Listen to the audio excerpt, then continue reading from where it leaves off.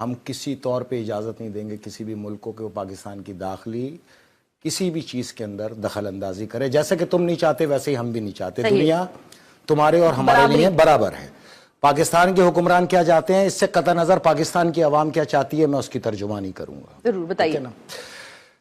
تو در حقیقت پاکستان میں ان قریب باقاعدہ طور پہ اس مقدس جنگ کا آغاز ہونے جا رہا ہے جس کی نشاندہی رسول خدا صلی اللہ علیہ وآلہ وسلم نے کی. احادیث میں خوارج جس سے آپ کی جنگ آ رہی ہے وہ وادی سندھ میں ہے.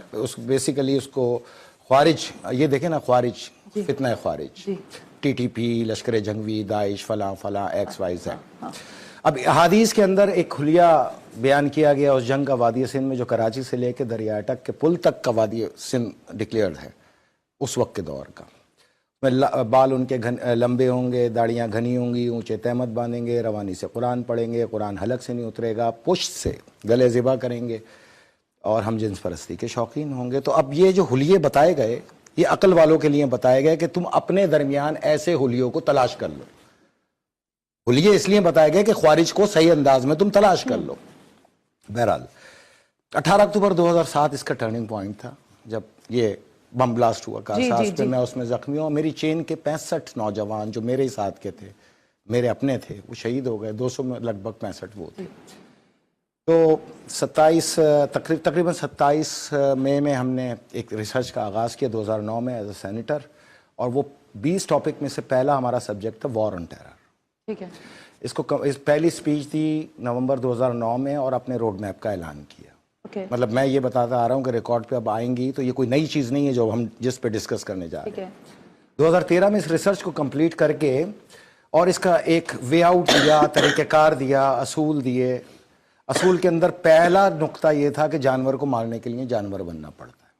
یہ جانور ہیں خوارج جانور ہیں. مذاکرات ٹیبل ٹاک یہ ان سے نہیں چلتا. یہ ہمارا ڈفرینس آف اوپینین تھا. اور اس وقت جو طالبان پرست سامنے آیا جو سب سے زیادہ تھا وہ عمران نیازی تھا. اس لیے اس کی کنیت میں نے رکھی تھی طالبان خان. یہ میری رکھی ہوئی. اوکے. بہرحال 2013 کے اندر ہم نے اس کو کلیے کو نام دیتے ہوئے اس فائل کو اس آنے والی جنگ کو کیونکہ ہر جنگ کا ایک نام ہوتا ہے دنیا کے اندر. اس جنگ جیسے طوفان الاقصی نام دیا گیا فلسطین کی جنگ کو. اس جنگ کا نام ہم نے اس ریسرچ کا نام رکھا درودی بامقابلہ بارودی. ایک طرف درود والے ایک طرف بارود والے.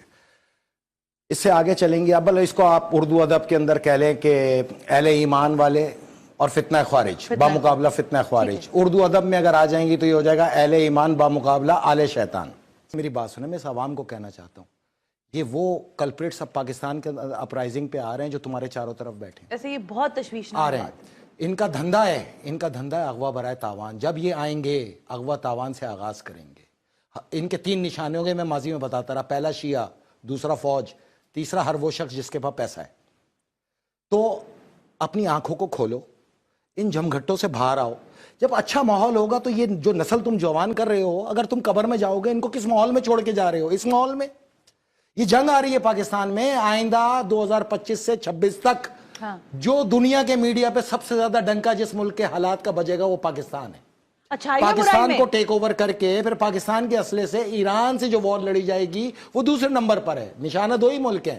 پہلے پاکستان ہے. اپ رائزنگ کر کے طالبان کو پاکستان کو ٹیک اوور کرا کے چاہے وہ سیاسی جماعتوں سے کرائیں چاہے اپنے اعلیٰ کاروں سے کرائیں یا اپ رائزنگ کر کے کریں. ان کو گرمیوں کے موسم کا انتظار ہے.